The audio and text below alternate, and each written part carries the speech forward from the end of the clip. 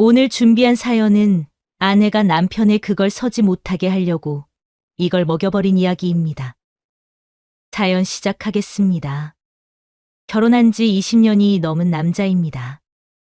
부부지간에 지지고 볶는 일은 대부분 다 겪었다고 생각하며 살아왔는데 그게 아니었어요.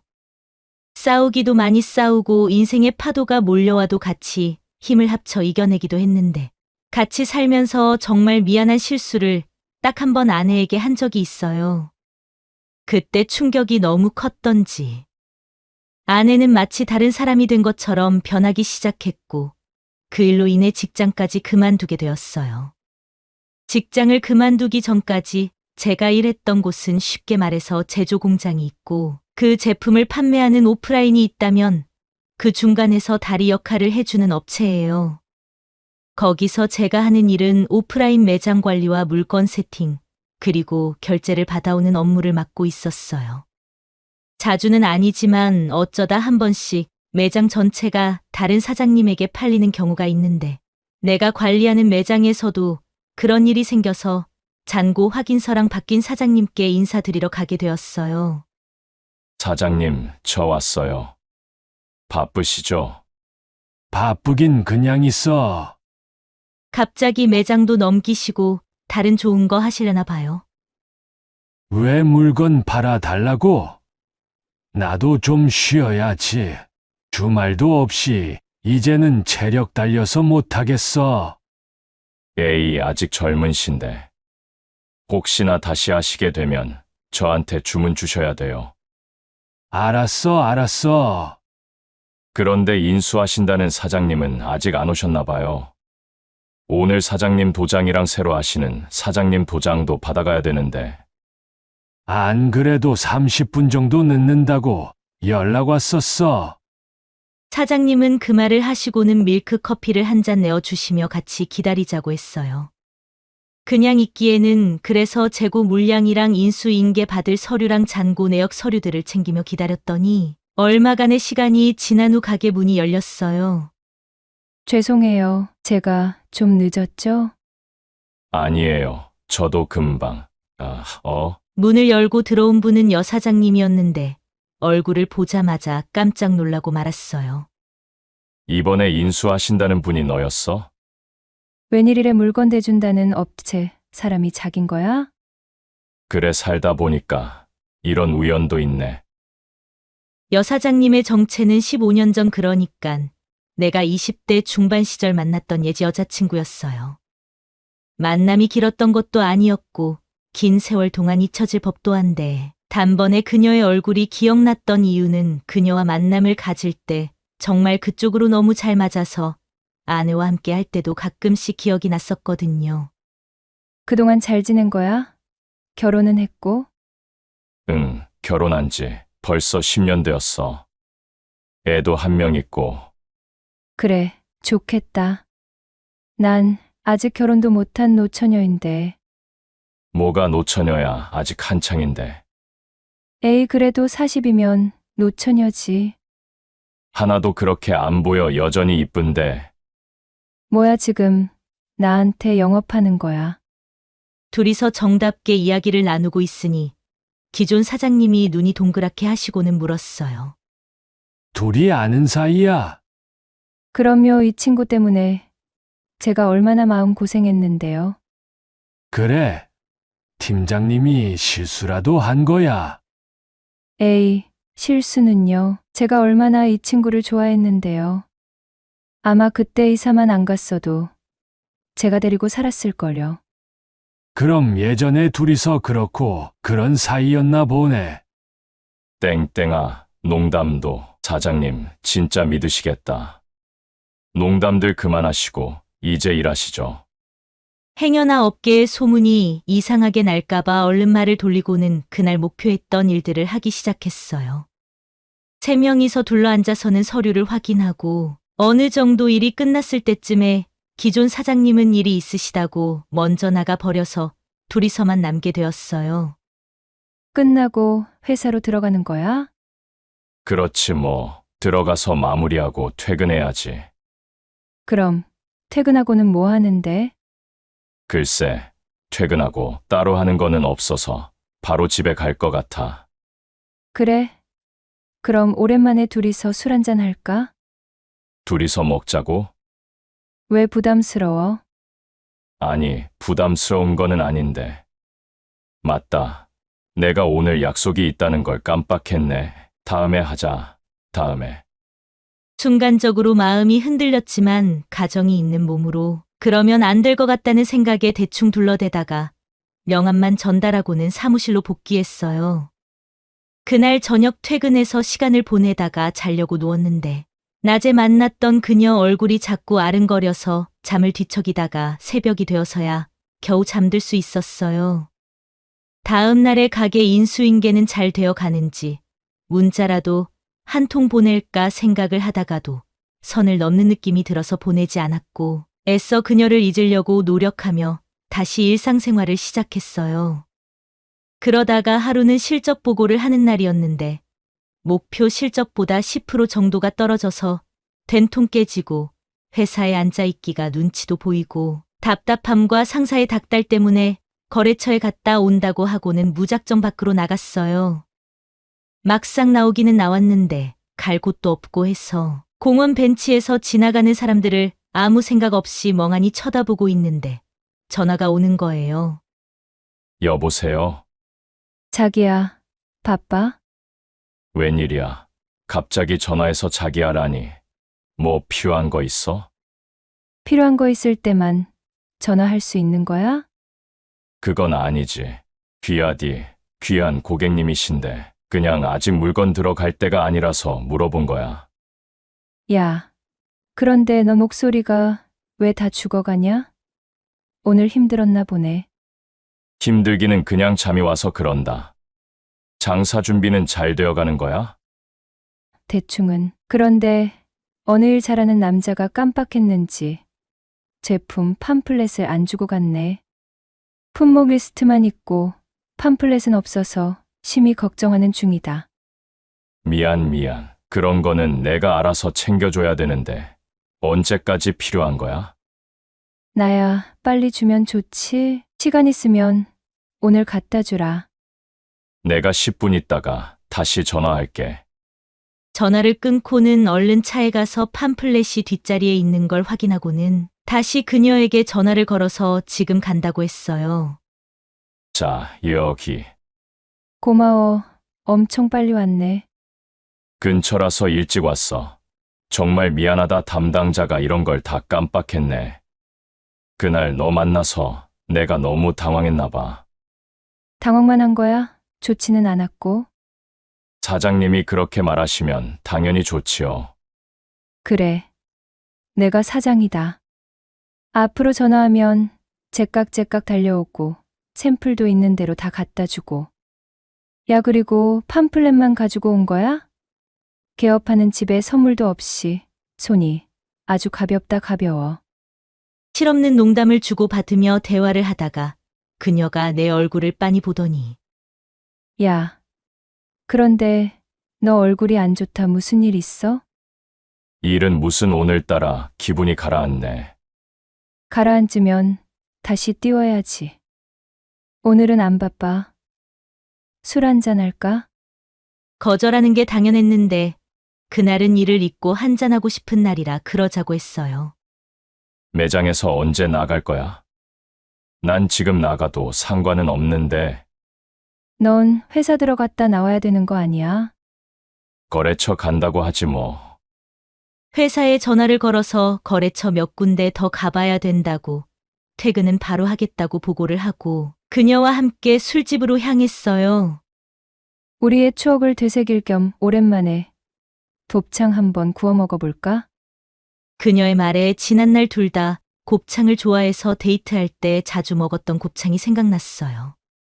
그럴까? 나도 곱창 안 먹은 지 엄청 오랜된 것 같아. 왜 지금 와이프랑 가서 안 먹어봤어? 너 곱창 엄청 좋아했잖아. 와이프는 냄새나서 질색을 해. 지난번 같이 갔다가 욕만 바가지로 얻어먹었어. 역시 나 같은 여자는 흔하지는 않아. 이게 얼마나 맛있는데. 내 말이 한 번 정도는 같이 먹어줄 수 있을 텐데. 그녀와 함께 가게로 들어가서 오랜만에 연탄불에 곱창을 구워 먹는데 회사에서 안 좋았던 기억은 다 날아가 버리고 마치 그 시절로 돌아간 듯한 기분이 들었어요. 둘이 앉아서는 지난 시절 같이 있었던 추억들을 정답게 나누다 보니 술이 정말 달다고 느낄 정도로 잘 들어갔어요. 천천히 먹어. 누가 뺏어 먹는 줄 알겠다. 맛있네. 술도 술술 들어가고 정말 오랜만에 이런 기분을 느껴보는 것 같아. 잔 비었다. 얼른 한 잔 따라줘. 술 먹는 모습도 여전하네. 여전하기는 오랜만에 많이 먹는 거야. 와이프가 취해서 들어오는 거 정말 싫어하거든. 결혼하더니 다 죽었다. 다 죽었어. 그래, 다 죽었다. 너도 결혼해봐. 별 수 있는 줄 알아. 그럼 거기도 다 죽어서 예전 같지 않겠네. 갑자기 뭔 소리야. 알면서 우리 그쪽으로 정말 좋았잖아. 나 유부남인 거 그새 까먹은 거야? 유부남인 거 누가 몰라? 말이 그렇다는 거지. 와이프 무서워서 길거리는 어떻게 돌아다닌대. 누가 무서워한다고 그러는 거야? 그럼 오늘 나랑 있어도 겁이 하나도 안 나겠네? 너도 그 생각으로 지금 여기서 술 먹고 있는 거 아니야?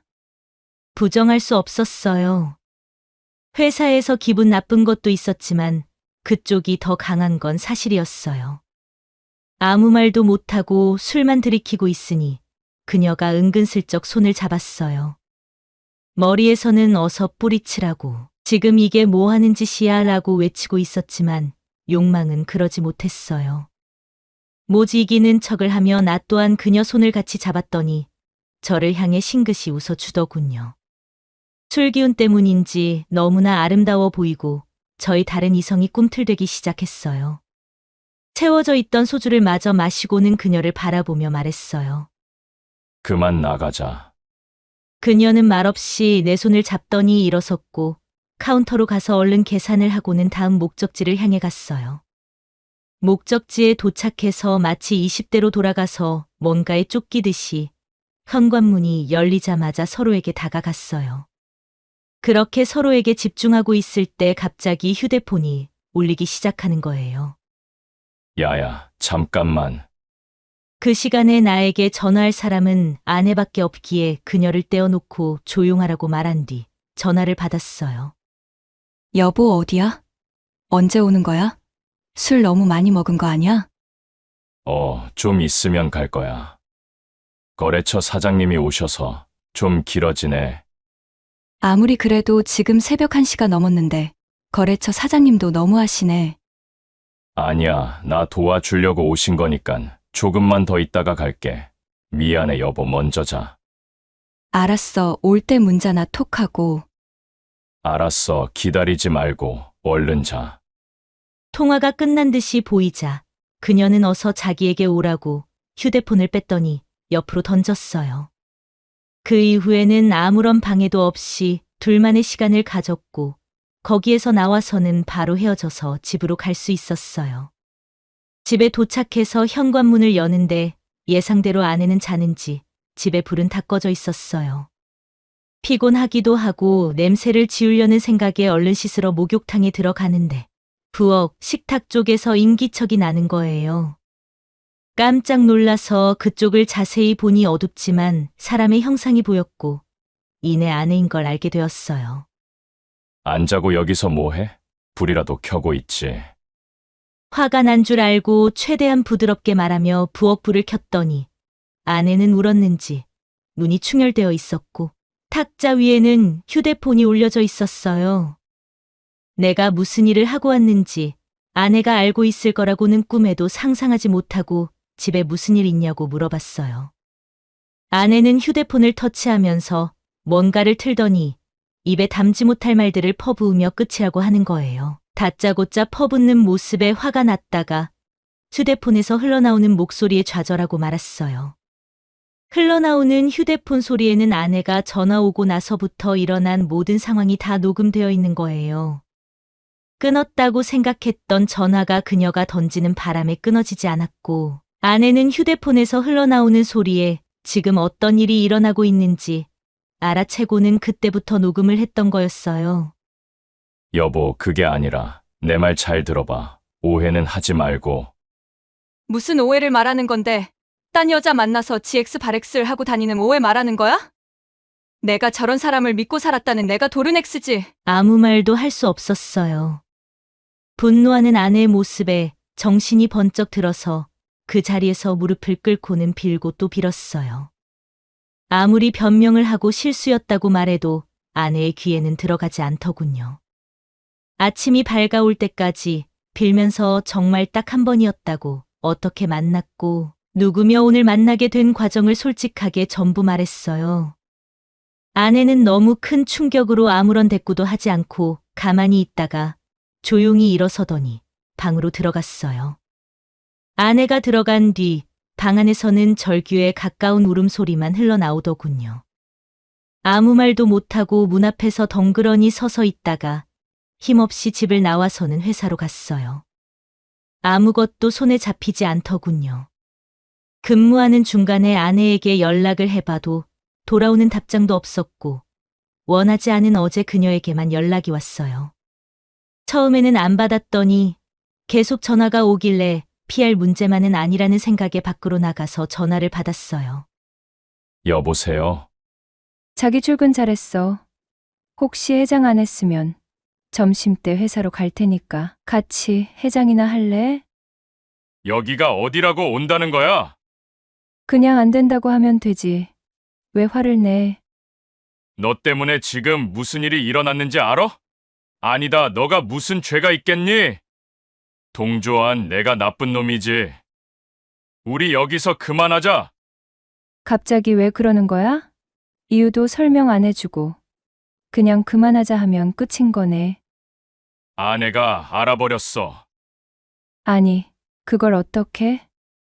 그러니까 앞으로 제발 연락하지 마.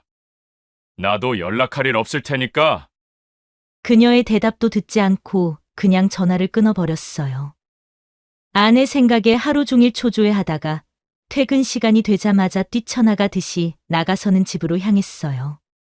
현관문을 열자마자 다급하게 아내를 불러보니 사람 인기척이라고는 하나도 들리지 않아서 가슴이 철렁 내려앉았어요. 서둘러 집으로 들어가서 안방문은 열려고 하니까 안에서 잠겼는지 열리지 않는 거예요. 방 안에서 뭔가 사단이 났다는 생각에 문을 계속 두드리며 아내를 불렀고 천만다행으로 아내 목소리가 들려왔어요. 들어오지 마.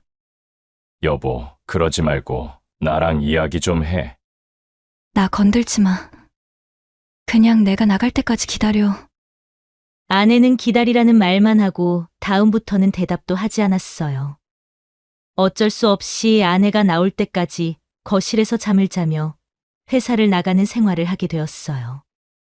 그나마 안심할 수 있었던 거는 회사에 가면 아내가 나와서 식사를 하고 있다는 흔적이 보였다는 거예요. 매일을 살 얼음판같이 지내다가 열흘쯤 지났을 때 드디어 방문이 열렸어요. 여보, 미안해. 나랑 정말 이야기하고 싶은 거야?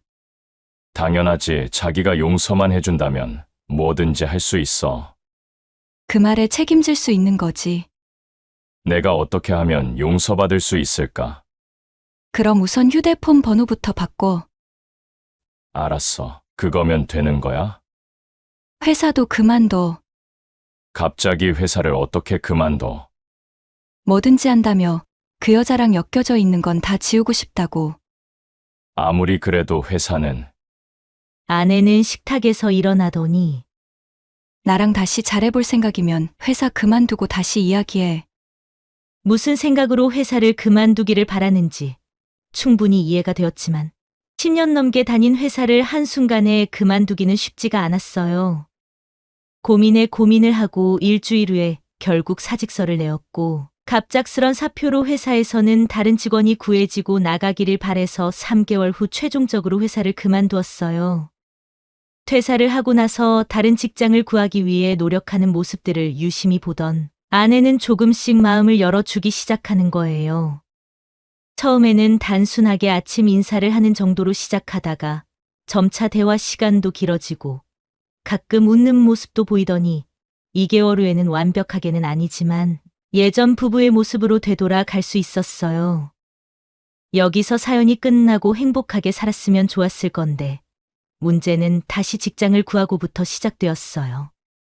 다시 구한 직장은 그나마 대우받을 수 있는 같은 직종의 일이었고 회식이나 퇴근 시간 이후에도 일하는 경우가 많았는데 아내가 전화를 무차별적으로 하기 시작했다는 거예요. 새로 입사 후 초반에는 퇴근 시간만 지나면 집에 올 때까지 30분에 한 번꼴로 전화를 하더니 나중에는 출근부터 시작해서 퇴근할 때까지 하루에 30통 이상을 하더군요. 회식을 하거나 거래처 물건 세팅 때문에 늦는 경우도 생겼는데 그날은 집에 가면 퇴근 후에 있었는 일들을 모조리 말해줘야 잠에 들 정도로 변해버렸어요. 아내의 변한 모습이 다 저의 잘못이라는 생각에 참고 또 참다가 도저히 참지 못하는 날이 생기기 시작했어요. 하루 동안 보고하듯이 다 말하는데 왜 못 믿는 거야? 내가 사랑하는 여자는 당신밖에 없다고. 몇 번을 말해줘야 믿을 건데. 나도 내가 왜 이러는지 모르겠어. 자기만 나가면 가슴이 답답해지는데 어떡하라는 말이야. 지금 뭐 하는지 혹시나 다른 여자를 만나는 건 아닌지 하루 종일 머릿속을 떠나지 않아서 나도 미치겠어. 이런 식의 쌓이고 쌓였던 게 터지면 결국에는 싸웠다가 달랬다가 하다가 아내가 전화를 줄여보겠다는 말로 끝이 나요. 아내의 약속대로 전화가 줄면 아무 문제 없는데 그 약속은 일주일만 지나도 깨어져서는 다시 무차별 전화가 시작되었어요. 어쩌겠어요. 아내를 이렇게 만든 게 다 제 탓인데. 정말 아내에게 사죄 하는 마음으로 10년을 넘게 그런 삶을 이어왔어요.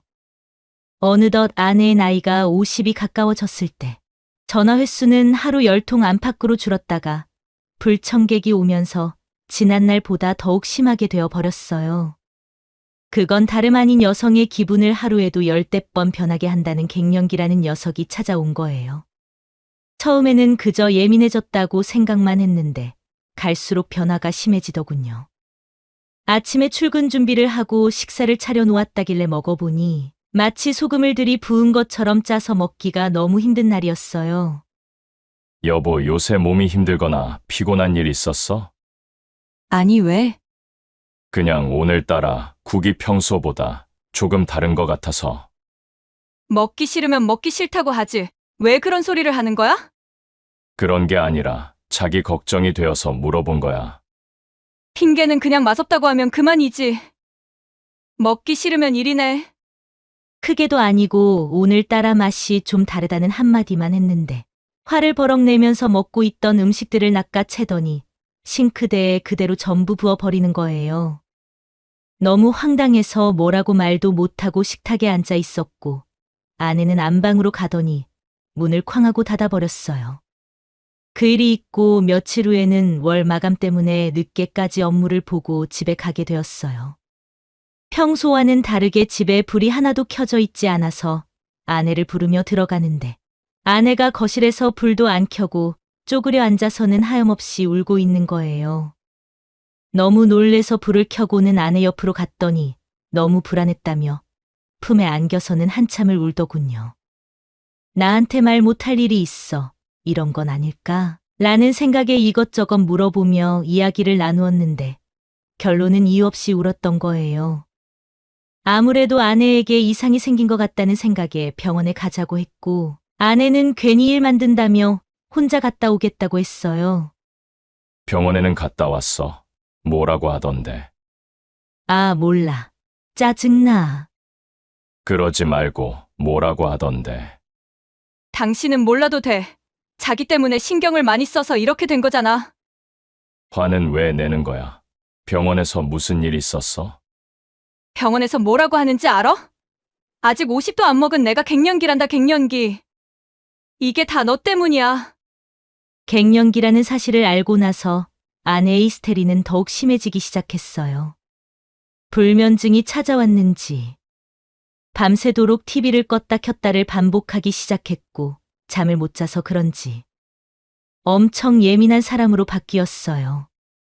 심지어는 내가 자고 있을 때 갑자기 옆에 와서는 배를 발로 차버리는 거예요.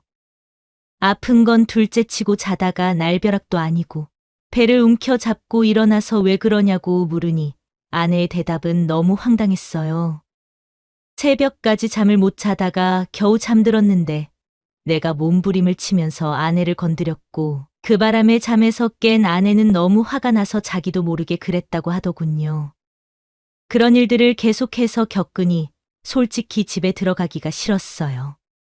근무 시간에 할 일들을 미루어서 늦게까지 일을 했고 저녁도 집 앞 국밥집에서 해결하고는 집에 들어갔어요. 주말에는 하루 종일 붙어 있으면 싸우기가 다반사라 낚시를 좋아하는 친구 따라 할 줄 모르는 밤낚시를 하러 가기도 했어요.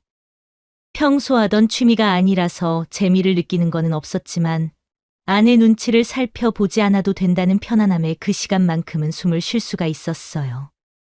정말 많이도 아니고 한 달 정도를 이런 생활을 했는데 아내는 집에서 엉뚱한 상상을 하면서 오해를 하고 있었어요. 다시 시작된 거야?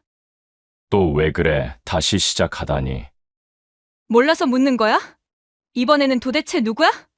집어릇게 못 준다더니. 언제까지 그때 일로 나한테 이럴 거야? 벌써 15년이 넘은 일이야. 그때가 퇴근하고 현관문을 열고 들어갔을 때 다투게 되었는데 말을 하면서 집에 들어가 보니 거실에는 도둑 맞은 것처럼 마구 어지럽혀져 있는 거예요. 도대체 집에서 뭘 했길래 꼴이 이래?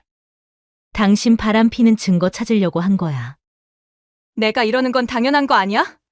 요새 집에도 늦게 들어오고 내가 바보인 줄 아나 보지. 제발 정신 좀 차려. 도대체 왜 이러는 거야? 시끄럽고 휴대폰 빨리 내놔. 휴대폰으로 뭐 하려고?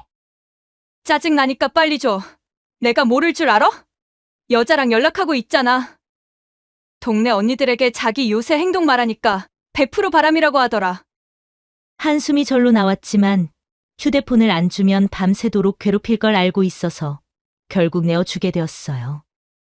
아내는 무슨 탐정이 된 거 마냥 휴대폰 이곳저곳을 들어가 보면서 한참을 찾았고 의심이 가는 게 없는지 휴대폰을 소파에 던지고는 방으로 들어가 버렸어요. 더 황당했던 거는 어제 그렇게 난리를 피웠던 아내가 다음날 180도로 변해 있었다는 거예요. 여보 아침 먹어. 자기 좋아하는 육개장 끓여놓았어. 오해가 다 풀렸나 보네. 목소리도 좋고 우리 앞으로 계속 이렇게 살자. 자기 웃으니까 너무 기분 좋다. 어제는 내가 너무 심했지. 정말 미안. 앉아서 얼른 먹어. 국 식겠다. 아내의 재촉에 식탁으로 가서 밥을 먹기 시작했어요. 밥을 한 숟가락 먹고 국을 한 번 먹었는데 아내가 긴장을 하면서 국 맛이 괜찮냐고 묻는 거예요. 지난번처럼 짜거나 그런 것도 아니고 간이 적당해서 맛있다고 말하고는 식사를 하는데 아내가 눈치를 살피는 느낌이 계속 드는 거예요. 나 화 풀렸어. 그렇게 힐끔힐끔 안 봐도 돼. 내가 언제? 그냥 본 거야. 어여마저 먹어. 회사 늦겠다. 조금 이상한 기분이 들었지만 오랜만에 보는 아내의 웃는 모습에 기분 좋게 출근할 수 있었어요. 출근을 하면서 아내를 오해하게 만든 게 결국 나 때문이라는 생각에 예전처럼 집에 일찍 들어가기 시작했고 주말에 친구 따라 낚시도 가지 않았어요. 그러다가 하루는 출근했다가 거래처에 갖다 줄 서류를 집에 놔두고 오는 바람에 오후에 집에 잠깐 들리게 되었어요. 잠깐 들리는 거라 아내에게도 알리지 않고 집에 갔더니 내가 집에 왔다는 걸 모르는지 나와 보지도 않고 누군가와 신이 난 듯한 목소리로 통화하는 소리가 들렸어요. 언니 정말 효과가 있는 것 같아. 글쎄, 신랑이 집에도 일찍 잘 들어오고 주말에도 밖에 안 나가고 집에 있는 거 있지. 중국 애들이 넣었다는 그건 못 구했어. 대신 딴 걸 넣었지. 갱년기 약으로 지어온 거 중에 인터넷으로 검색해보니까 여성 호르몬제가 들어있더라고. 그걸 갈아서 신랑 국에 넣어줬어. 혹시 약국에 남자 거기 감퇴제 이런 거는 안 팔려나? 그런 거 있으면 그거 넣어도 괜찮을 것 같은데. 언니도 해봐. 효과 너무 좋은 것 같아. 등에서 식은땀이 흐르더군요. 통화 상대자의 목소리는 들리지 않았지만 아내의 말만 들어도 대충 어떤 상황이 펼쳐지고 있는지 예상 가능했어요. 방문을 벌컥 열어 제껴버리니 아내는 놀란 토끼 눈을 하고는 얼른 전화부터 끊었어요. 여보, 언제 왔어? 지금 그게 중요해? 밥에 뭘 넣었다는 소리야? 넣기는 뭘 넣어. 잘못 들은 거야.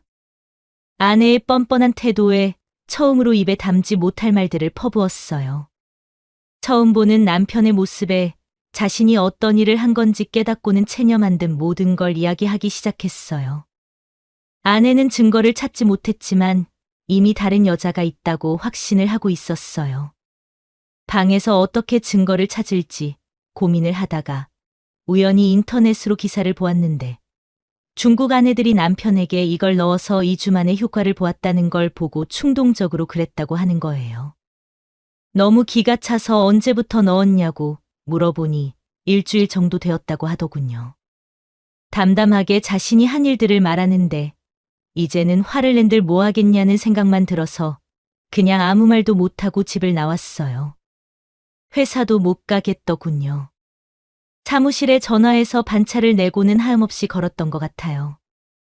걸으며 아내에게 앞으로 어떻게 해야 될지 도무지 모르겠고 이제는 겁이 나기 시작했어요. 행복해야 할 집인데 발걸음이 좀처럼 집 쪽으로 향하지 않았어요. 혼자서 늦게까지 돌아다니다가 집에 도착하니 아내가 눈물을 흘리며 미안하다고 하네요.